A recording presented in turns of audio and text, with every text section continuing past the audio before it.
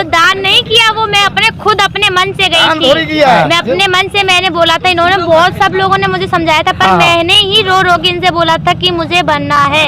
मैंने कही चाहे कुछ भी हो जाए, मैंने कही मुझे साधु ही बनना है, साध्वी बनना है जी। मुझे किसी ने कुछ नहीं कहा, ना किसी ने दान दिया मुझे, कुछ नहीं। अब तो मैं अपने मम्मी पापा को मम्मी पापा थोड़ी कहती हूँ, वो मेरे बच्चे हैं। अब तो बच्चे हैं? हाँ, वो मेरे बच्चे हैं, वो भक्त हैं, वो आप सभी मेरे बच्चे हो, भक्त हो। हाँ, तो मम्मी पापा को अब क्या कहती हैं? मैं बच्चा बुलाती हूँ, सबके नाम लेती हूँ, रीमा जैसे महाराज जी बुलाते हैं। हाँ, ऐसे बुलाती हूँ मैं भी, रीमा, संदीप। हाँ, ऐसे सबके नाम लेती हूँ। अच्छा, पूर्व में अगर बात की जाए कितने भाई बहन थे आप? क्या मैं हूँ, एक मुझसे छोटी सिस्टर है बस। तो कितने भाई बहन थे आप टोटल? 2 थे बस। 2 बहन ही? हाँ। भाई नहीं? नहीं। अच्छा, तो सबसे बड़ी हैं आप, छोटी? नहीं, मैं सबसे बड़ी हूँ। सबसे बड़ी है। तो महाराज जी के सानिध्य में कब आप पहुंची, कब आपको अंदर से प्रेरणा मिली कि मुझे सनातन धर्म की रक्षा के लिए अब संत जीवन अपनाना है? ऐसे तो मुझे 9 साल से ही इस चीज में आना था, पर कोई मिला नहीं था, कोई संत ऐसा नहीं मिला था जिसकी शरण में मैं जा सकती थी। हाँ। फिर 11 साल की उम्र में मैं गुरुजी हमारे यहाँ पर आए थे, भागवत की थी उन्होंने, तो मैं इनकी शरण में आई थी। मैंने इनसे बोला कि मुझे भी दीक्षा लेनी है, तो इन्होंने बोला मुझसे कि नहीं, दीक्षा बच्चों को नहीं दी जाती, आप पालन नहीं कर पाओगी। इन्होंने बहुत डांटा मुझे, मैं नहीं मानी। 2 बार 3 बार इन्होंने कई बार मुझे भगा दिया कि नहीं, बच्चों को नहीं देते हैं ये वो। फिर भी मैं रो रो के वहाँ पे सबसे बोला, मैंने मुझे दिला दो। फिर मम्मी ने बोला इसको दिला दो। फिर मैंने मम्मी से बोला, मम्मी ने बोला इनसे कि दे दो, इसे दीक्षा दे दो। फिर इन्होंने मुझे दीक्षा दे दी थी। उतने टाइम से मुझे मतलब कि इन्होंने जो मंत्र दिया था, उस मंत्र का मैं जाप करती थी। तो उस मंत्र में फिर मुझे ऐसा लगने लगा था कि मुझे अब साध्वी ही बनना है। फिर मैं यहाँ पर आई थी कुंभ के मेले में, हम तो घूमने आए थे। फिर यहाँ सबको भगवे रूप में देखा था, तो खुद को महसूस हो रहा था, मुझे लग रहा था कि जब मेरे इतने सालों की वो थी, मतलब इच्छा थी, वो आज क्यों ना पूरी हो जाए।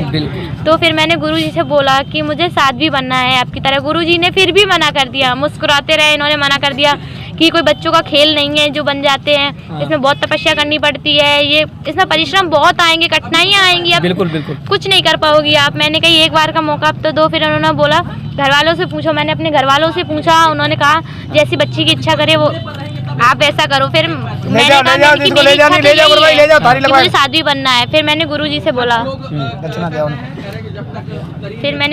बोला, कि मुझे साध्वी बनना है। तो गुरुजी ने कहा ठीक है, 1-2 दिन देखते हैं। इन्होंने 2-3 दिन मुझे बहुत समझाया, डांटा, समझाते रहे, पर मेरे दिमाग में जो रील घूम रही थी वो साध्वी की ही घूम रही थी कि अब साध्वी ही बनना है, चाहे जान क्यों न चली जाए। तो कुल मिला के ये आपका अर्थ था। महाराज जी ने आपको बहुत बार समझाया कि संत जीवन अपनाना आसान है, लेकिन इसका निर्वहन करना बहुत बड़ी बात है। जी हाँ।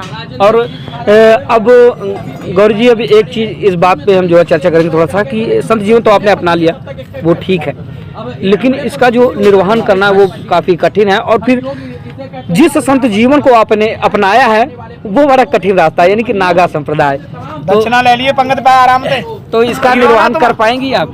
जी हाँ, जब गुरु कृपा से मैं इतना यहाँ तक पहुँच गई, अपने जिंदगी यहाँ तक ले आई, मैं अपना भविष्य तो आगे भी ले जा सकती हूँ। आपको पता है कि महाराज जी आपका भी पिंडदान करवाने वाले? जी बिल्कुल, मैं खुशी खुशी सबका करूँगी। हाँ जी हाँ, मैं सबका करूँगी, खुशी खुशी करूँगी। उसमें क्या है, जब मैंने सबको त्याग दिया, सब छोटे से ही मैं इनसे बोलती थी कि मुझे छोड़ दो, मैं अनाथ आश्रम में रहूंगी, मुझे अनाथ आश्रम में रहना है।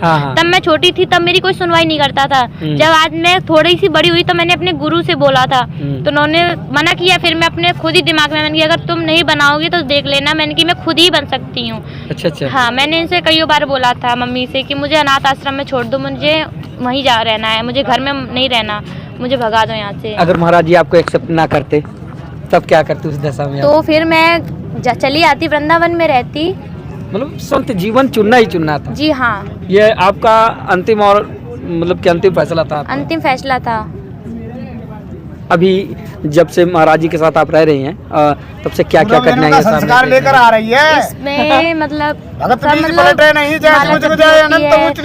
नियम अनुसार रहना पड़ता है, तो वो नियम सारे में फॉलो करती हूँ। जो गुरुजी बोलते हैं वहाँ नहीं जाना, ये करो, वो वहाँ इतनी देर तक तपस्या करनी होती है, मैं सब करती हूँ। जो कठिनाई भी होती है ना, उसको भी खुशी खुशी सहना सीखना चाहिए। अगर कठिनाई होती है वो और ज्यादा तुमको कहेगी कि मैं ज्यादा करेगा वो करूंगी तो अपने आप ही खुद पीछे हट नहीं, जाएगी। कलयुग में पर हमने कहाँ पीछे हटना औलाद नहीं ऐसी सीखा। पैदा मैं हो ये रही अच्छा है आज जान के चली समय है में। पर मैंने कहा अब आगे वरण ही शंकर रहूंगी। पैदा हो रहे हैं। अच्छा, माता पिता भी आपके यहाँ पर आए हैं, हाँ, उनकी होंगे उनकी बच्चे। क्या राय है, थोड़ा सा जानना चाहेंगे। वो सब यही बोलेंगे कि हाँ जो मेरी बच्ची की इच्छा थी वो मेरे जो है ना, उनका नाम संदीप है, पिता थे पहले, तो उनकी भी थोड़ा सा बातचीत करें। हाँ अब तुझे वो तो भोजन बहुत करना ही था खुश बेटा। कह रहे थे, जी, जी, अच्छी महाराज। बात है ये। भोजन चलिए, पानी ठीक में है। महात्मा बैठे, भोजन पानी करवा जा, तो उन्हें दक्षिणा दे दे। अभी चलते दोस्तों, आप खबरों में यूँ ही बने रहिएगा, तो थोड़ा सा उनकी भी इच्छा जानने जरूरी है। महाराज जी क्या कुछ कहना चाहेंगे, चलते हैं। बस ओम नमो नारायण। अब हमारे देशवासियों को सबको ओम नमो नारायण। हरियाणा वाले